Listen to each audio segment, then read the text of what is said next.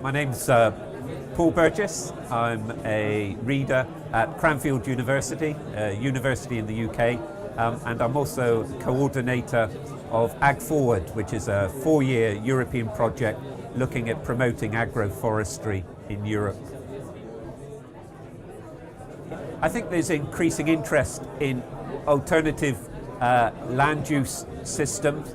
There are farmers who are looking at trying to improve soil health or reduce soil erosion, and how can integrating trees within those systems, how can that help?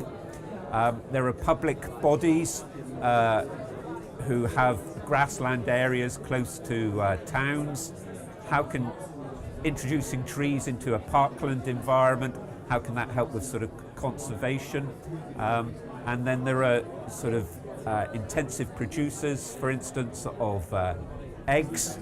How can introducing trees into an egg production system improve animal welfare and increase margins? There are people grazing orchards. There are people that are managing hedgerows and trying to make them more productive. There are people trying to incorporate woody biomass, wood fuel production into their farm systems. So in terms of the integration of trees into farming systems, there's a range of things that are happening. Agroforestry, as understood by administrators, I think is very restricted. It's a small number of trees in a particular arrangement on arable land. But things are happening on the ground without taking into account sort of these narrow definitions. So the research project I'm managing, there are 4 main issues. One is at a European level to understand where is agroforestry, how important it is, and our initial research is showing that it's a significant land use. So up to sort of 8% of the agricultural land in Europe is being managed with trees in some sort of way. A second part of the project is working with 40 farmer groups across Europe, looking at specific problems in specific regions and how research and development and by farmers and advisors and researchers working together can we find solution to those problems. The third area is how can those solutions be scaled up? How can, if we have a system here on a hectare, how does that start affecting things at a more regional level if there's a larger area? And the fourth area of the project is in terms of policy development and also in terms of promotion. So it's great to be here at the 3rd European Agroforestry Conference and to hear hear about the various bits of work that are going on. So the thrust of the project is how do we have a sort of thriving countryside that can both produce food and also provide profitable, enjoyable employment for a good number of people, whilst producing healthy food and also delivering an enhanced environment, dealing with issues such as water quality, conservation of soil, storage of carbon. A lot of our current land use systems can meet one of those criteria.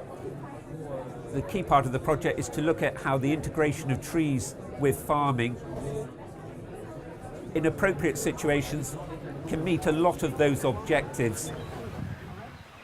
So it's just the minimum, and you have a great canopy, and you can see that we're working in 15 countries, and within the project there are 26 partners. So a lot of those partners have good local links with farmers in their area. So in the first few months of the project, we set up 40 meetings with local farmers and other stakeholders, and at that initial point, without a sort of preset agenda, we sat down and said, in the area of integration of trees and farming, what are the key problems in this area?